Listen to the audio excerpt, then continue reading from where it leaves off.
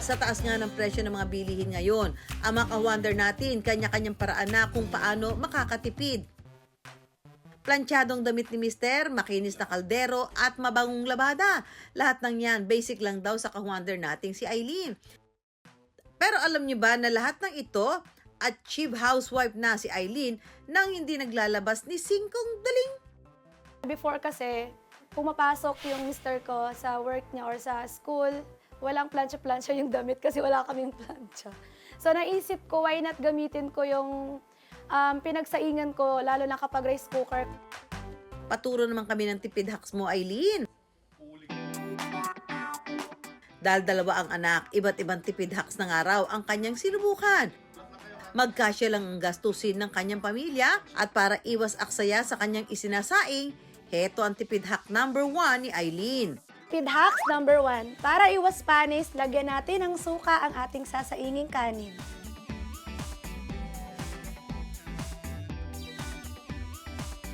Tipid hacks number 2, para mas mapabilis ang paglilinis natin ng ating maruruming kasirola at kawali, ay gagamitan natin ito ng baking soda at suka. Kuskus dito, kuskus doon. Maya-maya pa. Ito na, maputi na ang dating maitim nating kaldero. Kung tipid tips naman sa pagluluto ang hanap mo, say goodbye na raw to cooking oil. Kaya natin magprito ng itlog sa ating kawali without using oil. Para sa tipid hack number 3 ni Eileen. Bago ilagay ni Eileen ang ipipritong itlog, ipapahid niya muna sa kawali ang bawang.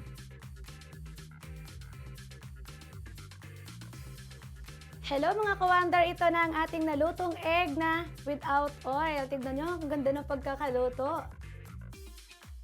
Labada tips naman ang tipid hack number 4. Para iwas kulob at makatipid tayo sa Fabcon, gagamitan natin ng suka ang ating panghuling anlaw ng ating mga damit.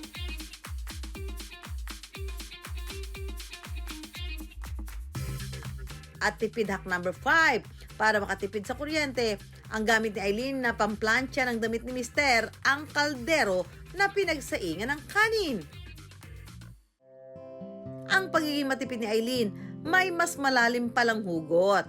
Yung pinaguhugutan ko talaga is yung karanasan ko nung bata ako. Talagang mahirap yung buhay namin, yung papa ko karpintero lang at yung mama ko ay housewife. Lumaki kami na parang tinitipid talaga sa pagkain, sa lahat ng ibang bagay. Kaya nung lumaki ako, natutunan ko yung paano ginagawa ng mama ko noon na pagtitipid. Ang tipid hacks nga ni Eileen nagbunga dahil daw kasi rito ang mag-asawa nakakapag-ipon ng 5 to 10,000 pesos kada buwan at ngayon sa puhunan na 2,000 pesos nakapagnegosyo na nakakatulong sa pang-araw-araw nilang gastusin. Pero I wonder, ano pa nga ba ang kailangan gawin ni Juan para makatipid at makaipon? Implement natin yung tinatawag na savings first. Which means, pagkatanggap ng sahod natin, dapat magtipid muna tayo o magsubi ng at least 20% ng sahod natin bago tayo gumastos. So, gagamitin natin yung equation na income less savings equals expenses. Kung saan, magtatabi muna tayo ng at least 20% bago tayo gumastos. Sa mga tao naman na kulang yung income nila sa mga gastusin nila, pwede tayong maghanap ng additional income in the form of freelancing or other side hustle job.